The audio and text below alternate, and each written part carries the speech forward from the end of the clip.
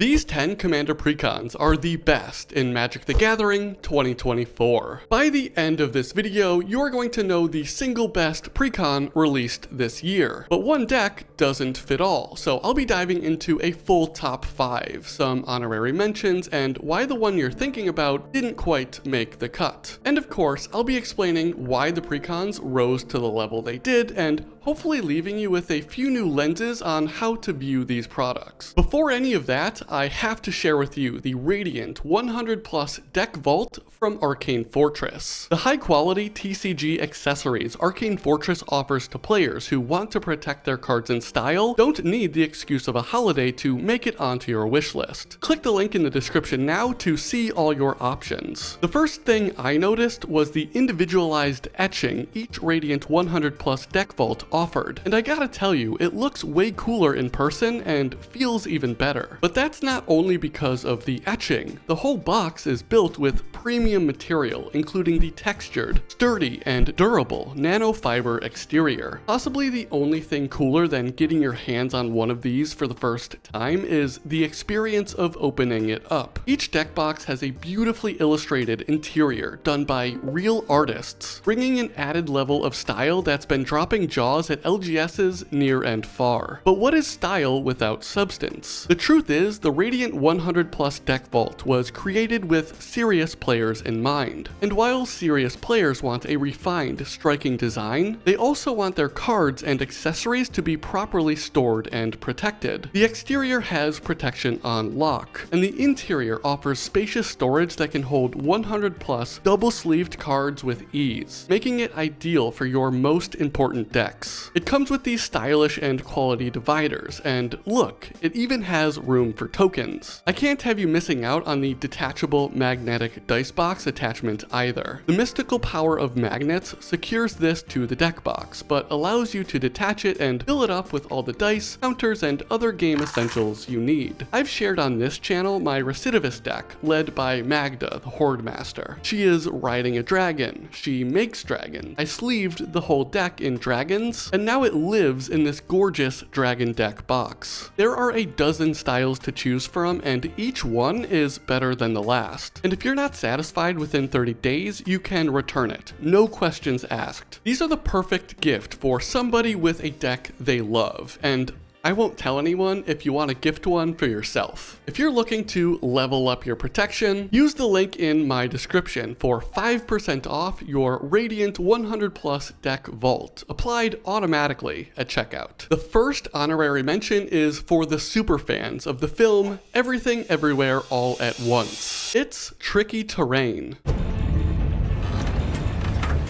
Did you know that the mystical everything counter can turn this Urza's Tower into Urza's Mine and Urza's Power Plant, letting you tap it for 3 colorless mana? It's okay if you didn't, and it's okay if it's your first time seeing these 3 lands and how they work together. Creatures and lands turning into every type rewards players with a deeper pool of magic knowledge. Players that will always remember their Apex Devastator with an everything counter is also a plant, gaining counters upon landfall from the Avenger of Zendikar. It rewards players that know the right time to fetch a Ramping Cloud Post and the right time for an aggressive Basilisk Gate. Tricky Terrain has the highest skill ceiling of any Precon in 2024. But for the more casual among us, the everything counters give you the opportunity to build the Shark Octopus Lizard deck that's been haunting your dreams. Now, not everything is about money, but it would be illegal for me not to tell you this. The cost of this Precon on TCG Player is $42.50. The cost of the TCG Player singles is $76.50. That is an 80% increase, a $34 difference, the highest of any Precon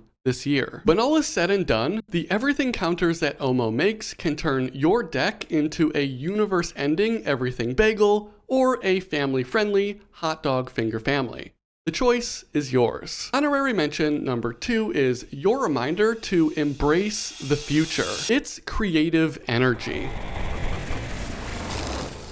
Do you know what 2 of the top 3 decks are in Modern right now? The top deck is Boros Energy, and in 3rd place it's Mardu Energy, accounting for over a third of the Modern meta in December 2024. If you weren't playing with Energy before this year, I don't blame you, but the future is now, old man. Here, look at Satya. This is a messed up card and is by itself a reason to get invested. He creates a copy and collects energy when attacking, enabling enter, leave, and sacrifice triggers every turn, with even higher upside of letting you keep the creature he created. Look a bit deeper and you'll find ways to play cards without mana, copy your creatures, consistently draw cards, savage the battlefield, asymmetrically wipe the board, and one of the most efficient reanimation spells ever printed. The real energy pill is that none of those spells are worth more than a quarter. These 3 cards, a premier upgrade package, and the most expensive energy cards in these colors are only $5. You've got 2 pills in front of you, but this time you don't have a choice. They're both energy pills, and they taste like freedom. America,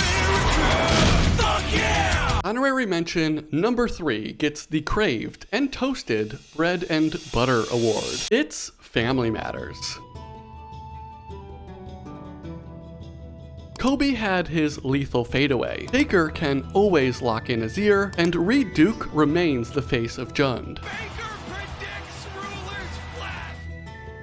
Just like these legends, your deck needs to have a baseline that it can always fall back on to stay competitive no matter the circumstance. And this Precon is a model of how to do that. A Wolf Gourmet 4-slice extra wide slot toaster model, to be exact. That last line served almost no purpose, but it did let me share with you that that toaster costs $500. I found it researching this bit, and it's absolutely ridiculous. The tools your deck needs are card advantage, ramp, interaction, and a mana base that can reliably cast your spells. Family Matters checks each of those boxes. I'm not here to argue that these checked boxes are fully optimized, but each of these categories has been toasted to a beautiful golden brown in foundational ways and ways that enable the synergies in the deck to shine through, putting you in a position to win games. It's also another sweet value buy with a sales price that's a 1/10 of that toaster and 2/3 of the singles value, led by 3 of the best commander creatures printed in 2024, Jacked Rabbit, Pollywog Prodigy, and Agate Instigator. Family matters, but it's better with carbs. Honorary mention number 4 is a testament that even the most established styles can still surprise you. It's Eldrazi Incursion.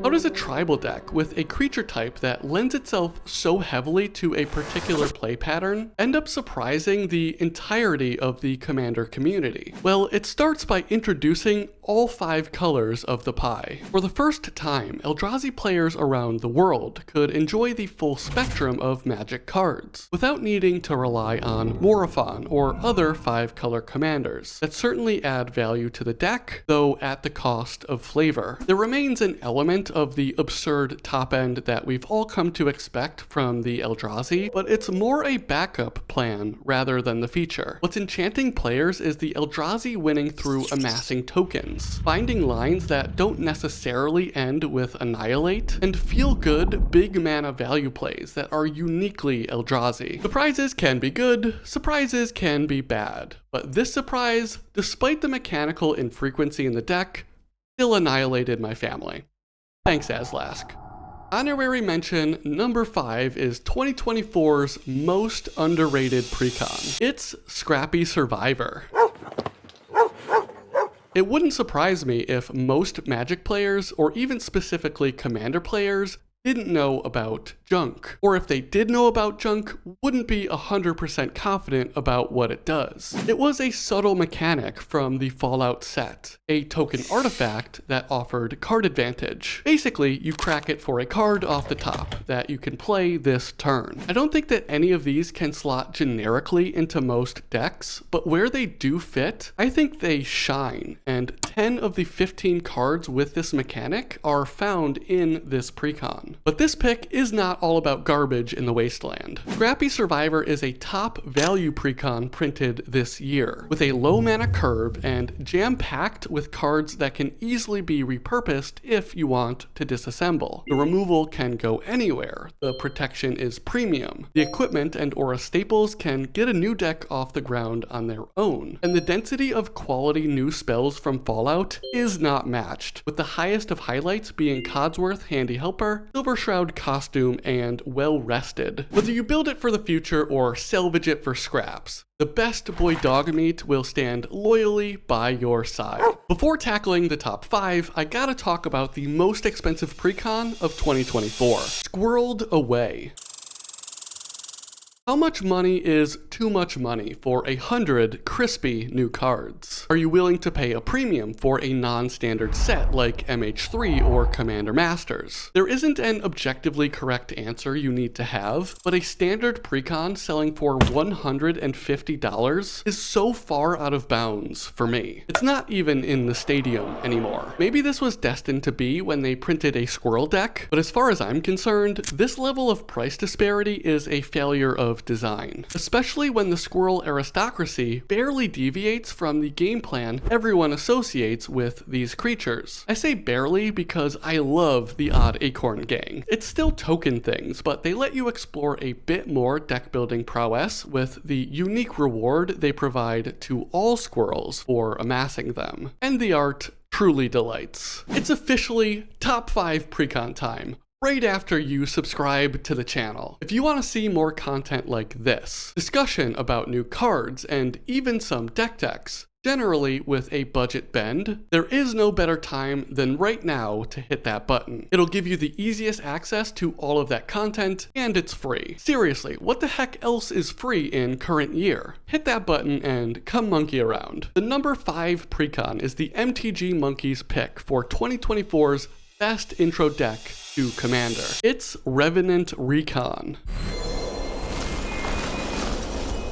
Now, I wouldn't recommend a new player to learn the basics at a 4-person Commander table, but when they are ready to be introduced to the format, I would hand them this Dimir reanimation deck. To use a phrase incorrectly, this begs the question of what makes a deck good for a beginner and how does Revenant Recon fit that mold. First and foremost, the mechanics of the deck need to be straightforward. The primary one here is surveilling, where most of the time you're faced with only 2 choices. Put the card into the graveyard or keep the card on top. Sure, there's a little wrinkle about what to do if you're surveilling deep and want to keep more than one on top. But when a 6-word sentence unambiguously answers the tricky part of a mechanic, you know you're in a good spot. Put them back in any order, for the record. Anyway, the next thing that makes a precon suited for a beginner is admittedly subjective, but can broadly be labeled as memorability or explosiveness, or simply doing big things. Reanimation is a big thing. It's called cheating creatures into play for a reason, and that ability stapled onto the commander streamlines the shenanigans. And if you're not aware of how fire the rest of this reanimate package is in the deck,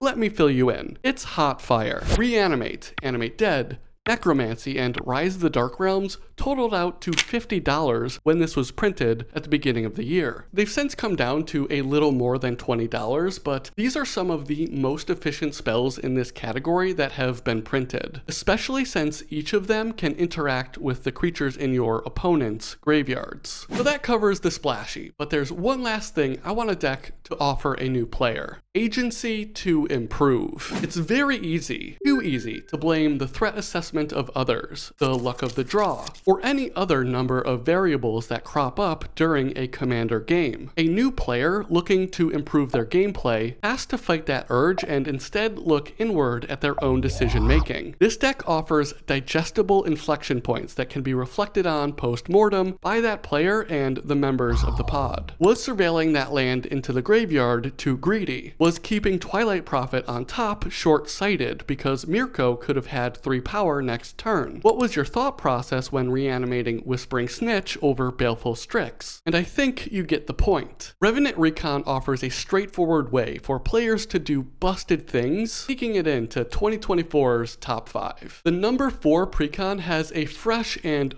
funky take on perhaps the most established color pair. It's Animated Army.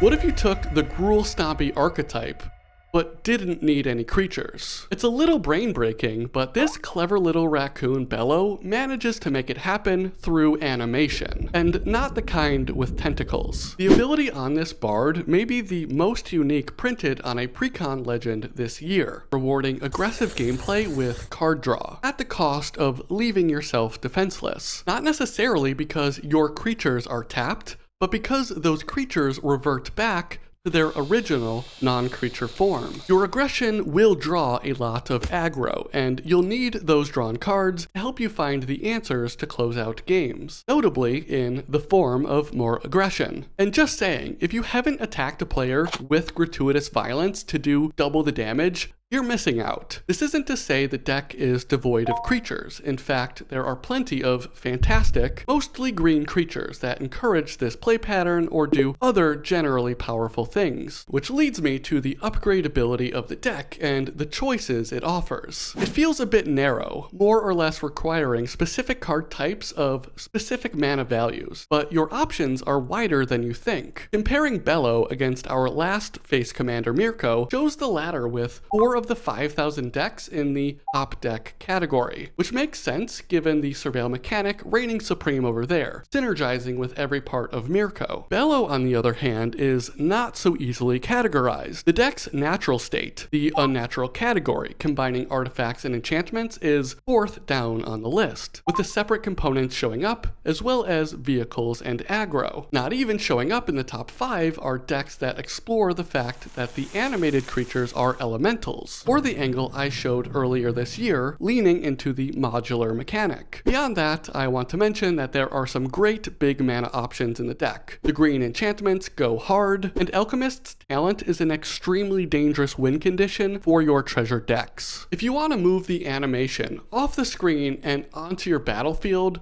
the Bard of the Brambles will help make that happen, cashing in as the number 4 deck of 2024. The number 3 Precon is the top to bottom flavor win of 2024. It's Mutant Menace.